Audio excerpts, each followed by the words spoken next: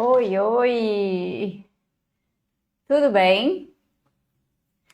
Não adianta você saber o tratamento se você não sabe para onde, qual o objetivo desse tratamento, as metas a serem alcançadas.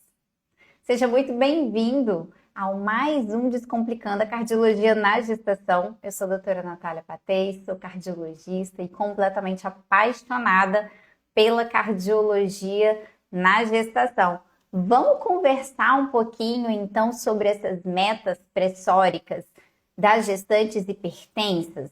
Um assunto extremamente necessário, porque a gente precisa sim saber onde chegar para tratar essas pacientes da melhor forma, para que elas realmente tenham um objetivo e um desfecho nessa gestação muito mais seguro. Porque quando a gente pensa nesse tratamento dessas pacientes, a gente precisa lembrar que elas têm riscos, tanto riscos se a gente tem um nível pressórico bem baixinho, quanto se a gente também mantém níveis mais altos. Então a gente precisa sim estar alerta sobre esse nível pressórico, algo muito importante. Então, vamos pensar o seguinte: imagina você, se você tem uma paciente que ela não tá muito claro para ela, sabe? Qual a meta pressórica, qual o número que ela precisa estar ali, ó, certinho durante o seu tratamento, durante a gestação. Essa paciente não vai ter esse controle adequado. Então, se, por exemplo, ela tem ali uma pressão de 100 por 60 usando o antihipertensivo, isso também traz riscos para ela, né? A gente tem que lembrar que as pacientes que têm o nível pressórico abaixo, a gente leva o maior risco de hipofluxo placentário.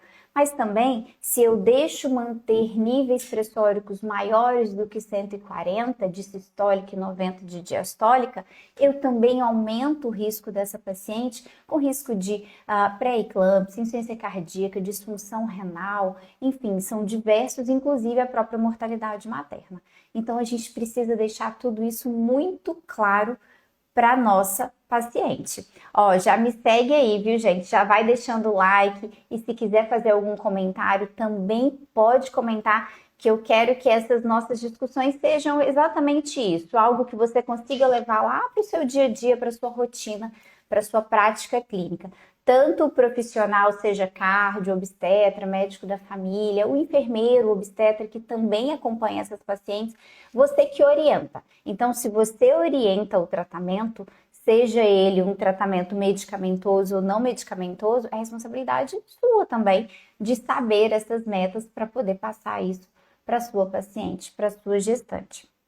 E quando a gente pega, então, a história ali, né, sobre o tratamento da hipertensão na gestação, a gente vê que há muito pouco tempo atrás iniciava-se o tratamento de antihipertensivo para essas pacientes, era incisivo o tratamento, só quando ela tinha uma hipertensão grave, com uma sistólica maior do que 160 e uma diastólica maior do que 105. Para a gente pensar nisso hoje é até estranho, você não acha? Porque para a gente é tão claro hoje que a gente tem que tratar ali com uma pressão maior do que 140 por 90, que fica até esquisito a gente associar esse valor de pressão aí maior do que 160 para iniciar um antihipertensivo. Mas essa história foi mudando, ela veio mudando nos últimos anos agora, tá? Quando a gente pega 2015, a gente teve a publicação do CHIP Trial, que foi um estudo extremamente importante. Foram mais de 1.000 mulheres avaliadas, onde eles pegaram um grupo onde eles tinham um controle mais rígido, então ele tinha uma meta pressórica de pressão diastólica menor do que 85 e um outro grupo onde eles eram menos rígidos, onde eles toleravam uma diastólica até 100 milímetros de mercúrio. E o resultado é que o grupo onde eles foram menos rigorosos, mais permissivos, eles tinham maior risco de complicações. E que no grupo onde eles eram menos rigorosos, não tiveram complicações fetais. Então isso já acendeu um alerta, falou, opa, temos que estudar um pouco mais isso aí. E aí, em 2022, a gente teve a publicação do CHAP Trial, um estudo que veio para mudar completamente a nossa conduta, as diretrizes, realmente, a orientação. Então, você vê que isso é muito recente, isso tudo mudou de forma realmente mais enfática de 2022 para cá. Quando a gente avalia pacientes, eu vou entrar no CHAP Trial, tá? Pode esperar aí um pouquinho. Mas quando a gente avalia as pacientes portadoras de hipertensão, população como um todo, a gente tem visto sim uma tendência, né, a ir abaixando esse nível pressórico. E até então, por que não na gestante? E aí veio sim o CHAP Trial. O CHAP Trial foram 2.400 mulheres, onde eles tinham pacientes com uma idade gestacional de até 23 semanas, então eram portadoras de uma hipertensão crônica leve. E aí eles dividiram, eles pegaram essas mulheres e fizeram um grupo onde o tratamento, eles pegaram esse total e dividiram, né? A metade dessas mulheres fazia uso de antihipertensivo, com uma meta pressórica ali abaixo de 140/90, e o outro grupo eles não tratavam. Lembrando que eram todos com uma hipertensão crônica leve. Eles só medicavam se a paciente tivesse uma hipertensão grave, acima de 160. E aí veio, então, o resultado desse estudo e mostrou-se claramente que entre as pacientes que tinham o controle pressórico mais rígido, com uma meta menor do que 140/90, ele mostrou menor índice de pré-eclâmpsia, a gente teve menor chance de descolamento prematuro de placenta, a gente teve prematuridade, menor índice de prematuridade também, e a gente teve menor índice de óbito fetal e neonatal. Então, se antes todo o temor era, se eu medico muito a minha paciente, eu vou fazer um hipofluxo placentário, se eu mantenho, porque antes essas pacientes elas não eram medicadas abaixo de 160, né?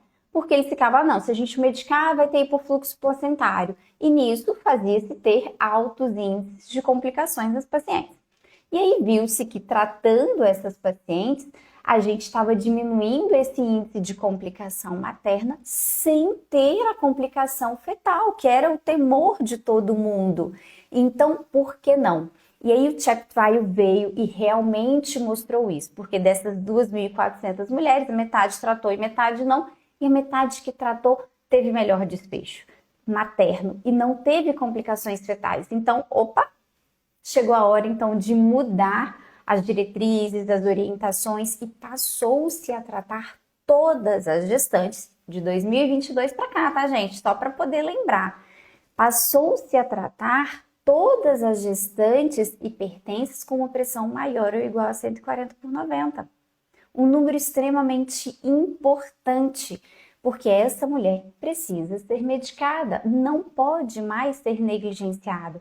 Não dá para a gente esperar essa paciente ter um 160/100 para a gente iniciar o tratamento, porque isso vai fazer com que a gente aumente mortalidade e desfechos ruins, como a pré-eclâmpsia, cardíaca, disfunção renal, AVC, dentre tantas outras complicações.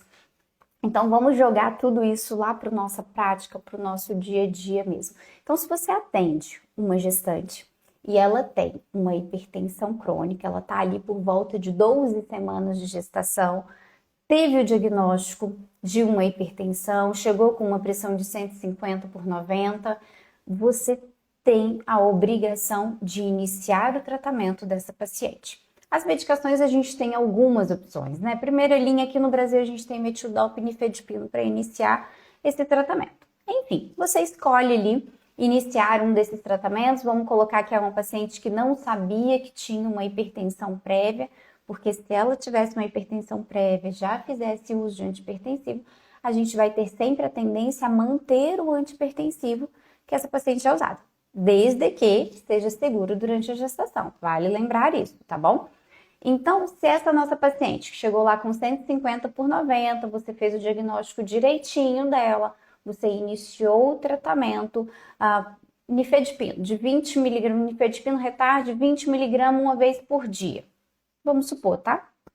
E aí, você precisa orientar a sua paciente. Olha, você vai para casa, você vai usar esse medicamento, mas você precisa controlar a sua pressão, aferir diariamente, para a gente ver se está na meta, porque se não tiver, a gente vai ajustando. Se é uma paciente que não tem uma condição de aferir essa pressão regularmente ali, né? A Natália, ela não tem uma condição financeira de ter um aparelhinho, então orienta às vezes no posto para ir com maior frequência ou retornar em você em no máximo uma semana, tá bom? Para a gente poder avaliar novamente essa paciente. Quando é uma paciente que você tem uma condição financeira de ter o aparelhinho, que você consegue ter um contato direto com ela, dá pra gente fazer esse acompanhamento de outra forma.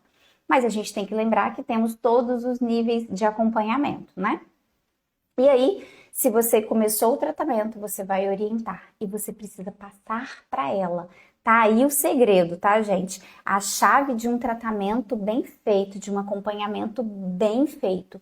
A sua paciente precisa sair da sua consulta com um número anotado. E você sabe orientar a sua paciente qual é esse número? Olha, se tiver mais do que isso, a gente tem que te mexer no remédio. Se tiver menos do que isso, também tem que mexer. A gente precisa estar nessa faixa de tratamento.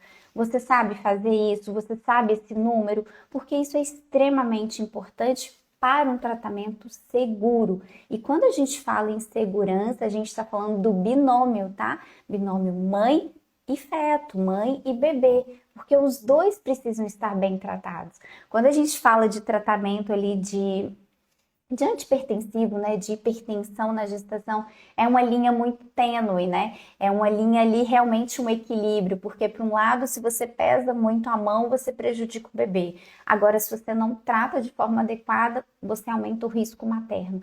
Então, sim, a gente tem que achar o equilíbrio, a linhazinha que a gente vai seguir durante toda a gestação. Mas não quer dizer que o remédio que você começou lá no comecinho que não vai ser ajustada ao longo da gestação, tá? Então, o acompanhamento dessa paciente é bem de pertinho. Já me conta aí se o que a gente está conversando agora está fazendo sentido para você. Já me conta, tá? Curte, pode mandar comentário que a gente também vai conversando aqui. Na minha prática clínica, isso mudou completamente a minha abordagem com as pacientes e a aderência ao tratamento. De verdade, a partir do momento que eu pude mostrar, que eu comecei a colocar isso nas minhas consultas, olha, a sua pressão tem que estar daqui até aqui, explicar o que é uma pressão sistólica, o que é uma pressão diastólica, como que ela vai ver no aparelhinho. Normalmente eu indico um aparelho digital de braço, tá? O de punho não é validado. Doutor, eu tenho um aparelhinho de punho. Olha, vamos tentar trocar, vamos pegar um aparelhinho de braço digital, que ele é muito mais seguro, muito mais fidedigno no acompanhamento. Então, isso também precisa ser orientado. Então, vamos, Natália, vamos falar que número é esse, qual a chave de todo desse tratamento mesmo que essa paciente tem que seguir. Quando a gente pega as diretrizes, a normativa que a gente deve estar mais atento, ao número que a gente deve estar mais atento, é na pressão diastólica. Para você que não entende, o diastólico é aquele menor. Normalmente a gente tem 80, 90, né? Por exemplo, 12 é a sistólica. E o 8, né? 12 por 8 que as pessoas estão acostumadas, o 8 é a diastólica. Então, é nessa diastólica que vai estar o nosso foco. Durante a gravidez, ela é quem mais oscila, tanto para menos quanto para mais. Então, a gente tem que estar muito atento. Qual é o meu número, o meu padrão? A sua pressão diastólica da sua paciente, ela tem que estar entre 80 até 85. Mas é estreitinho assim, Natália? É estreitinho assim. Porque se a sua paciente tem uma pressão diastólica menor do que 80, a gente precisa ajustar o remédio. Ajustar como? Primeiro, a gente vai reduzir a dose e vai ver a resposta. Se não tiver adequado, a gente pode chegar ao ponto de até suspender a medicação, porque a pressão diastólica da nossa paciente a gente vai evitar ao máximo estar menor do que 80. Isso é algo extremamente importante. Então, a PA diastólica não pode estar abaixo de 80. Natália, ninguém Algumas exceções a gente consegue de acordo com a clínica do paciente, se a sua paciente está se sentindo bem ou não. A gente pode fazer o acompanhamento fetal também, se você tem a possibilidade de ter um acompanhamento bem de perto, e aí você vai tateando, olha, ficou bonitinho, tá tendo um crescimento fetal bonitinho, dá para ir para os 78, tá tudo bem. Entre 78 até chegar no 80 a gente está muito próximo, mas não dá para abrir mão. Ah, não, tá 10 por 7. Opa, não tá legal. Então, não dá pra gente ser tão permissivo. Então, quando a gente tem que individualizar demais, a gente pega como uma regra geral 80 a 85. Porque se tá abaixo desse 80, a gente faz hipofluxo placentário. Tudo bem até aí? Agora vamos pro mais, né? Quais são os riscos desse a mais? O que a gente tem que fazer nesse a mais? Abaixo de 80 não pode, mas também não pode passar de 85, tá bom? Porque se tiver acima de 85, essa pressão não está controlada. A sua paciente está acompanhando em casa, está medindo, ela vai lá, te manda, mostra a tabelinha das aferições e tem lá a maior parte, a média das suas pressões diastólicas ficando acima de 85. É hora de rever o medicamento também. Mas aí a gente vai rever colocando para mais. É hora de aumentar a dose do medicamento ou então de associar outro medicamento, se esse primeiro já tiver com uma dose otimizada. Porque se eu não estou controlando de forma adequada, a gente vai voltar com aqueles outros riscos muito mais enfáticos maternos, tá? Não que não tenha riscos fetais, porque tem. Se a mãe tem risco, o bebê consequentemente tem risco. Mas a gente aumenta riscos de descolamento prematuro de placenta, de insuficiência cardíaca, de disfunção renal, de pré-eclâmpsia, de mortalidade materna e fetal. Então a gente tem que ter atenção também quando a pressão passa de 85, ok? Então na hora de você ir lá com sua paciente, orientando a sua paciente, você precisa ser, sim, incisivo e claro, sabe? Eu sempre anoto, sempre mostro para as minhas pacientes, olha, vai ficar daqui até aqui, não dá para a gente poder passar disso. Se tiver abaixo, a gente tem que tomar atitude. Se tiver acima, também. Isso tem que estar muito claro, porque isso faz a sua paciente ter aderência ao tratamento e ela vê que ela faz parte daquilo ali. Olha, a minha parte está aqui te orientando. Mas em casa você também tem que controlar. Se estiver fora, tem que voltar para a gente poder controlar melhor.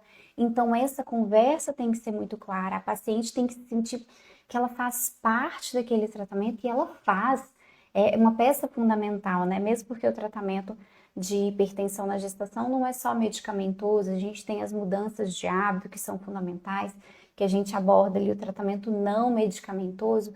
E essa parte cabe sim à paciente, cabe a nós a orientação, mas cabe também à paciente fazer. E quando ela sabe a meta pressórica, sabe como aferir essa pressão, a regularidade que ela vai aferir essa pressão, se a gente está no ajuste ali de medicamentos, fica ligado nisso, hein? Já me comenta aí se você tem feito. Se ela está no ajuste medicamentoso, ela precisa aferir essa pressão 2 vezes por dia, de manhã e de noite pelo menos. E aí a gente vai anotar, vai fazer uma média de 24 horas para poder ir ajustando a medicação dessa paciente. E quando a gente fala desses números, isso são números extremamente atualizados. A gente tem inclusive uma publicação agora da Rede Brasileira de Estudos da Hipertensão na Gestação, que fala exatamente isso também. E o que vai ali encontra exatamente o que a gente tem visto nas publicações internacionais. E tem um detalhe muito grande, uma questão que sempre me trazem. Natália, a gente já diminuiu o nível ali do tratamento, né? A gente já tem um diagnóstico de 140 por 90, a gente já iniciou o tratamento com esses números, mas quando a gente pega os hipertensos como um todo, né, população não grávida, a gente viu que nos Estados Unidos diminuiu a régua ali, né? Foi para 130 por 80 para iniciar o tratamento. Por que não na grávida também? Vamos lá, que isso aí é uma questão tanto quanto polêmica. Primeiro, a gente não tem estudos. A gente já está bem feliz que a gente já teve estudo ali com 140 por 90, com ótimo resultado, né? Então, não temos estudo indo para o 130 por 80. E segundo, que quando a gente teve essas evidências, né, de iniciar o tratamento com 130 por 80, foi muito mais pensando em risco cardiovascular futuro, uma prevenção a longo prazo, né, dessas pacientes. E quando a gente fala de gestação, a gente tem um prazo limitado, normalmente ali até os famosos 9 meses, né, as 40 semanas. Pensando na hipertensão, a gente não chega tanto, né? Não passa de 40. Então, como é um período limitado, isso não foi empregado nas gestantes. Mas sim, o ponto mais importante é que a gente não tem estudos e não temos nenhuma previsão de ter estudos nessa hipertensão 130 por 80 já iniciar o tratamento, tá? E quando a gente fala desse diagnóstico, vou falar um pouquinho de diagnóstico, tá? Só uma pitadinha.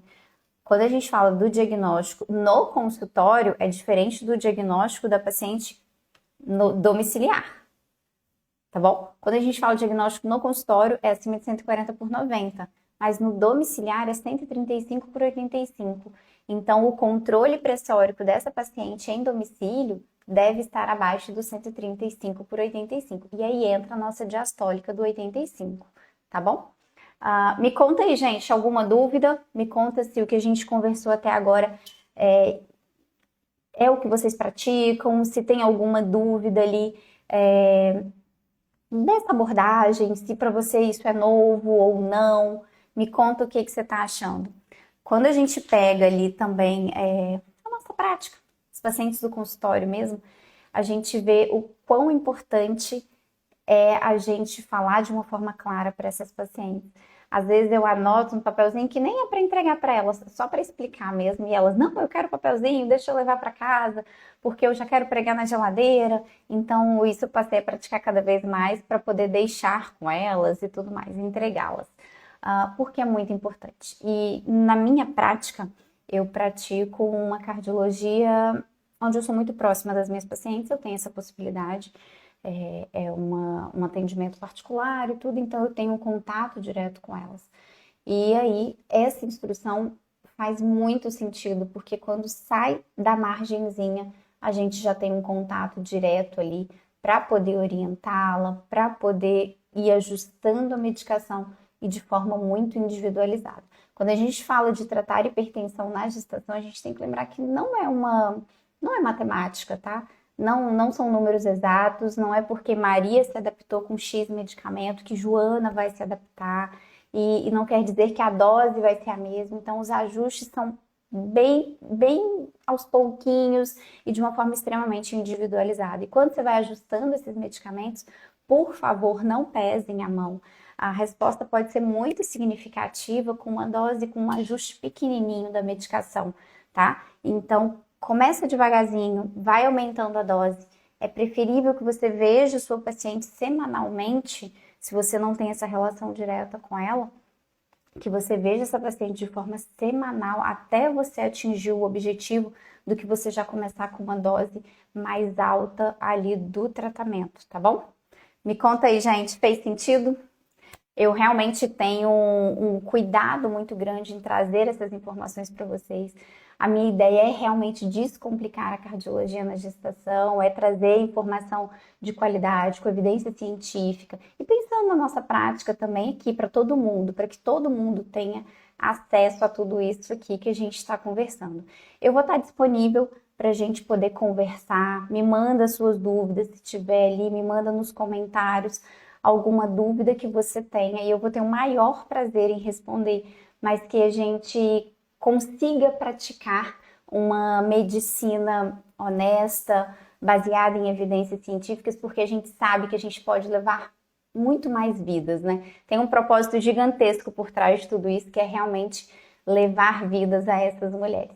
Tá bom? Me manda aqui se você tem alguma dúvida, já curte se você gostou, se você acha que faz algum sentido, já me manda aqui também, que eu vou adorar saber o que você achou desse nosso bate-papo, tá bom? Até o próximo, tchauzinho!